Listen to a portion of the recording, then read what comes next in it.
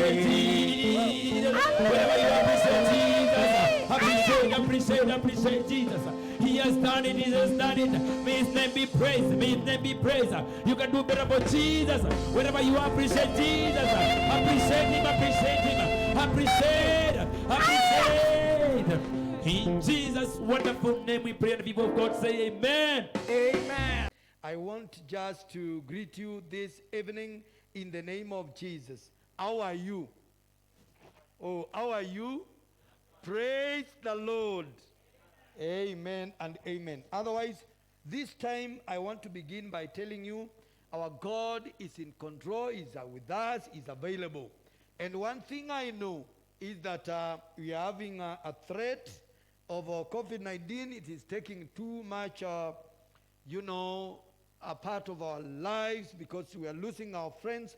But let me tell you, the Lord still is in control and is going to continue speaking to us.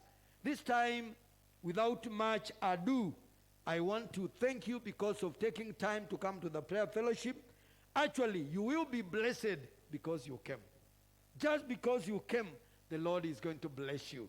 And this time, as we get into the real business, I want to just take you all the way to the book of Psalm. We have a verse that is going to lead us in our message today, as we'll be moving on maybe later to other frontiers. But I just want us to go to our verse of the day as we begin to hear the word of the Lord. And we are reading from the book of Psalm, chapter 29, Psalm 29, and I'm reading from verse 11. Psalm 29, verse 11. And I believe you are there. And because you are there, I'll just read the verse. Psalm 29, verse 11. The Lord gives strength to his people. The Lord blesses his people with peace. I'll repeat it. The Lord gives strength to his people. The Lord blesses his people with peace. Let's pray together. Heavenly Father, in the name of Jesus, we want to thank you because you are a great God. We are just about to begin unpacking the text of the day, which is on your peace. And I pray as we'll be getting ready and hearing the word, that Lord, you are going to speak to us with the language we can understand. And I pray that at the end of it all, we will be able to look back and say, the Lord has spoken, and may his name be praised. Speak to us, Lord. We are listening.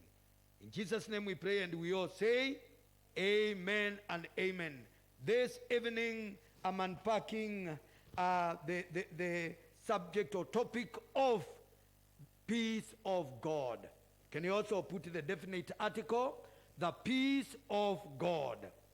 And I want to say, in these trying moments of our days, what we need is nothing but the peace of God. What we need is the peace of God. I just want to take a moment and say that many times in our days today, day-to-day life, you reach to a point whereby you just feel you are not comfortable. You feel things are not very good. Things are not going your way. And that's a time when you just want to tell God, Lord, I want you to come and intervene. Lord, I want you to come and take over in this life and control me. Because the peace that you are yearning to, you are yearning to, you are not getting to it. I was just listening last week as,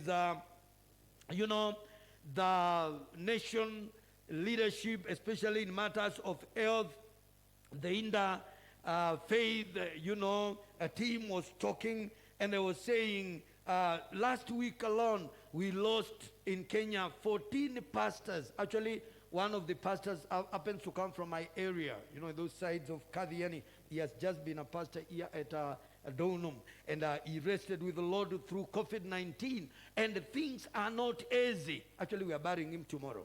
Tomorrow is the day of his burial. And I tell you, things are not easy when you hear The people that are just next to you are dying, and funerals have increased. You know, I was trying to imagine now on the 27th, where am I going to go? Or which funeral am I going to attend? Because you have so many that will be buried on 27th alone. And, you know, the issues are rolling here and there. I want to say there are many other items of fear that are coming in our lives to a point of you don't feel like getting on and continuing with life. Sickness. You know, sometimes those who have gone and taken their examinations, maybe what you expected in the exam did not come as you expected. Maybe the fear of the eye and you know, intensified security because of fear of leakages, and it can make somebody get confused and you are scared to death. But I want to say, in those moments, what we need is the peace of God. The peace of God. God is creating in those situations that are so threatening. God throws peace to be close to us. It happened yesterday. Yesterday was on the other side, close to Wilson Airport, and I was on my way now coming down through the bypass. And, you know, the road that we use just, you know, it's demarcated on the other side, you know, by the wildlife, and the fence is there. And there was a lot of animals, a lot of buffaloes. They were moving there. Those buffaloes, you could imagine if there is no this fence, these animals can really work on somebody. And people are just taking pictures. They were excited. And you know what? When those buffaloes are moving, the lion is also following slowly by slowly, because he also wants to kill one of those animals. I want to tell you, in the same way, as we are moving on in this day-to-day life, our enemy, the devil, is also crouching, creating a lot of sidetrackings. He wants to make sure that we don't get to where we are going. But I want to tell you, our God is good. There is peace in our God. What we need in such moments is just to say, God, take over. Yes, I'm talking about those areas of threat to our peace that we can't wrestle with. Unajua kuna kitu inaweza kuleta shake up in your life that you can't fight. Like I was trying to imagine if today, and I would want you also to imagine together with me, if today corona comes over you and you are in those ICU, the ventilators, sometimes the expenditure is very high. Because to make somebody come out of corona completely will cost a minimum of 700,000 Kenya shillings. You think of that and you don't want to get that corona. You just want to be safe. But what I'm saying is, those moments that you feel you can't fight, you can't do it yourself, unapea Mungu, namwambia sasa amani yako inipatie kwenda. Why am I saying we need the peace of God? We need the peace of God because those moments, if you are not careful, it will lead you to blood pressure. It will lead you to depression. It will lead you to going nuts. Some people have gone nuts. They have nothing to do. They are collecting papers in the market because the things have overwhelmed them and they have no way to do, to know what to do. So I'm saying the Lord should really help us at a time like this one to just embrace his peace. I don't know whether you watched, you know, you have been watching the TV and seeing what is happening. And I was seeing something that happened in Kisumu. It has happened in Mombasa. It is happening sometime in some parts of our city. That is here in Nairobi. I've seen it happen in Naivasha, Nakuru, whereby you have your buildings, you have your kiosks, you have your, maybe where you are living, it's an house. And in the morning, before you remove everything, the tinga comes and it is pulling down the buildings together with your particulars, the sofa sets, the TVs, they come down tumbling. And I was saying yesterday, it was circulated all over in the social media. A woman was just, a woman vendor, she was going around selling her things, and she was being arrested by the Kanjo. And you know, she refused, but akashikiliwa, akafurutwa akiwa kwa pickup until she had big wound, nini, and it was not easy. Those are the circumstances I'm talking about, whereby unakuta hauna amani. You have no peace. Even when you are selling, ujui kanjua atatokea pande gani. When you are just in your house, ujui, when that house will be condemned and when it will be brought down. So unakaa katika maisha ya wasiwasi, maisha ya kuogopa. Those are the moments I'm saying we need the peace of God. Amani ya Bwana tu inatuweka na tunakaa, tunafurahia. Sometimes maybe you don't have even anything to eat because ends are not meeting. You have lost your job. What you need is the peace of God. Because God will bring something on your table. And I wanted to read with you this verse also as I move towards clearing my business on this. That is on John 14:27. This John 14:27 is a text that is talking, Jesus is talking about his departure. He's just about to leave the disciples. And when he's about to leave the disciples, they are confused. They don't know what is going to happen without Jesus. And Jesus is telling them in the beginning of the verse that they should not have their hearts be troubled. Because even when there are lots of problems, he has a place. He is going to prepare a place. He's comforting them. But I like John 14:27 where he climaxes and he tells them this just here. He says, peace I leave with you. My peace I give to you. Not as the world gives, do I give you. Let not your heart be troubled, nor let it be fearful. This is a New American Standard Bible. You can hear the English. The English is American. And we have two things that are very important, which are tied by a knot, which is becoming like the third. And Jesus, when he was in this world, he tells his disciples, I am going, I am leaving you. You will not see me again. But as you see me go, my peace I leave with you.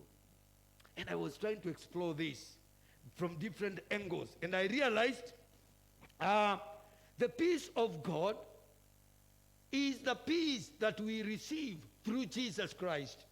Jesus is God. Jesus, who is God, he has nothing to want about. He has everything. He is powerful. He is more than just a kind of a legion of soldiers. He is just great. And now he tells us he is leaving his peace with us. I want you to take this in a kind of a layman's language. Maybe somebody who is your friend, he has been using a phone, a very nice phone. Maybe a phone of 30,000. Na unajua, na ni mzuri sana. And then come a day, he is told, he tells you, he's leaving for America. But before he leaves for America, he will leave his phone with you. What is the interpretation of that? It means you will be enjoying all the way he was enjoying with that phone. So a facility that is there, that Jesus is living with us when he goes to heaven, is peace. And not peace that, is like any other. It is peace that belongs to him. And that's why I'm saying we have to thank God that Jesus is encouraging us in a time like this one, that his peace is going to be left with us. And there is a second level that he tells his disciples. After leaving the peace, he is also giving them. He separates himself with the peace and gives it. So he says, my peace I give to you. So it's something that has rightfully been given. Now, it's until when you get to rightful giving in our land that you start understanding. It means if you are being given this peace, it comes with all the rightful documentation. You have your title deed, or you have your what do you call it? You have a receipt for it. Nobody will say that you have taken it anywhere, and everything is rubber stamped. So it is official. Nobody can worry you because this peace is given by our God, and this is going to protect you from all the challenges that brings fear.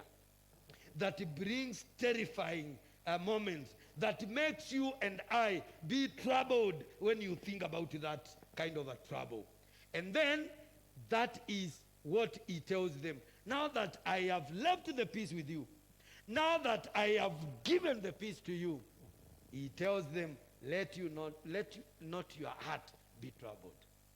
Wacha kusumbua moyo wako. Wacha kutia moyo wako kwa kiwewe. Kwa nini unataka kujiua? Kwa nini unataka kunywa sumu? Kwa nini unaona ni kama Mungu amekuacha? Why are you so terrified? It doesn't matter. I might not understand exactly what you are going.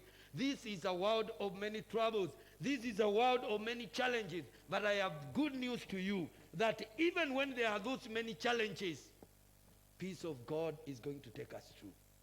There are people who are struggling to date just to know who is their father. There are people who are struggling just to know who is their mother. There are people who are struggling just to know, when they are living in this world, why they are suffering, whatever they are suffering. You have a disease, you have a challenge in your heart, you have a challenge in your mind. Unashangaa ni kwa nini inafanyika? The peace of God is only what can take us. Some problems, we might not remove them, but the peace of God can make us continue living. Maisha itaendelea. Hata hiyo unaona imechelewa, Mungu anaileta na maisha inaendelea. Hata hiyo unaona ni kama haitawahi kuja, Bwana ataileta in his own timing, in his peaceful moment, and things are going to work. So this time, I want to say that at this time, whatever is troubling you, whatever is terrifying you, whatever is bringing fearful moments to you, just hold on the peace of God. Don't run to the medicine men. Don't run to juju workers. Don't run to people that are foretelling futures and telling you, can I read your palm? Can I do this? No, just trust in the peace of God. No wonder the Bible tells me that, in the book of Philippians chapter 4, when you just go there reading verse 7, verse 8, verse 9, it's about Paul. He was in prison, but he's able to trust in the peace of God. And it says, the peace of God that surpasses all understanding will govern, will take care, will hold you up all the times, or all the days of your life. Because it is peace of God that can take you through. The people who are before us who made it, they are the people who aid themselves in the peace of God. So this evening, I have those good news to you, that I know challenges are many. Challenges of, any kind you can imagine. But I'm saying the peace of God is there to take us to the next level. So I want us to take a moment and pray as we release ourselves to the peace of God. This is the time I want us to pray as we release ourselves to the peace of God. Let's pray together. Heavenly Father, I'm trying to imagine the way your servant David, who is writing to us in Psalm 29, verse 11. He is telling us that you are going to grant us strength. And when you grant us that strength to hold up, to move on in the trying moments, Heavenly Father, we are going to make it. And this evening, we want to join him as we believe in that strength, as we believe in that peace. And we want to thank you, Jesus, for your words to your disciples. You told them very clearly that they should not be fearful. They should not be terrified, because you are living your peace with them. You are giving your peace to them, and your peace is going to hold them up, and they should not be worried. So this time, for those of us who gave our lives to you, and you are our Lord and Savior, we have hope for eternity.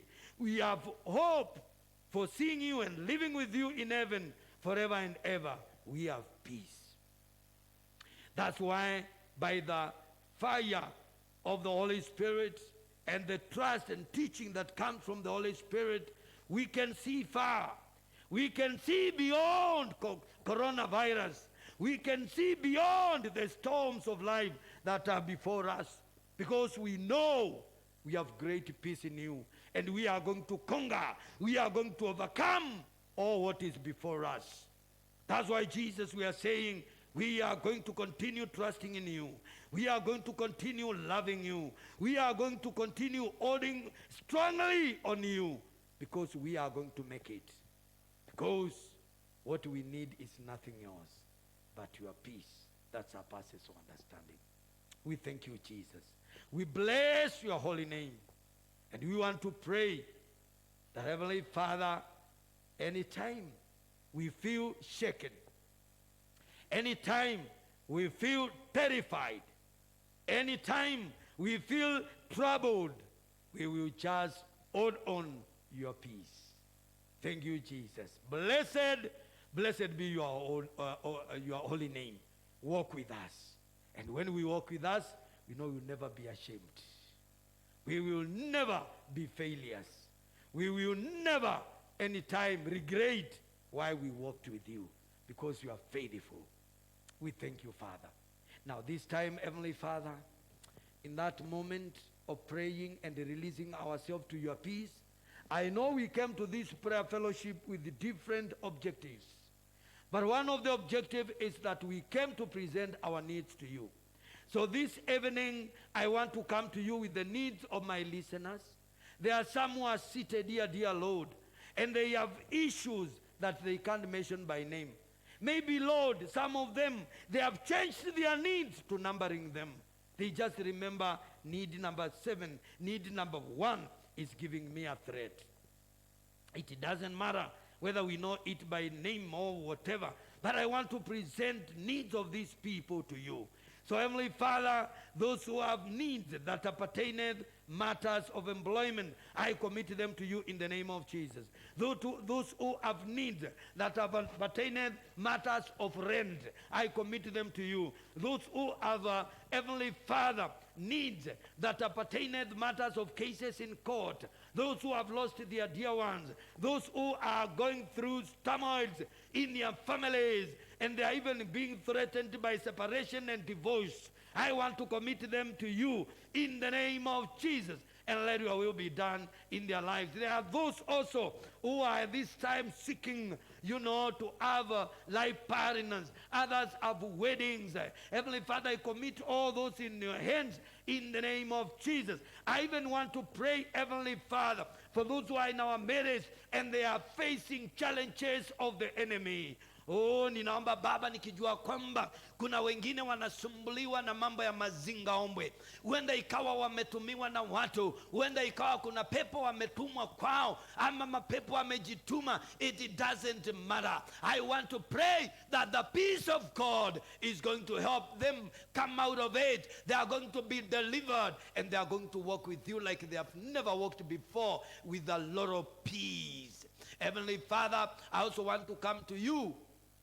There are someone in our midst, dear Lord, and they are here, but they have been having some struggles, either in their areas of work, maybe, Heavenly Father, about their land. There are people that are having land struggles. I pray in the name of Jesus that you are going to intervene, and all is going to be done the right way.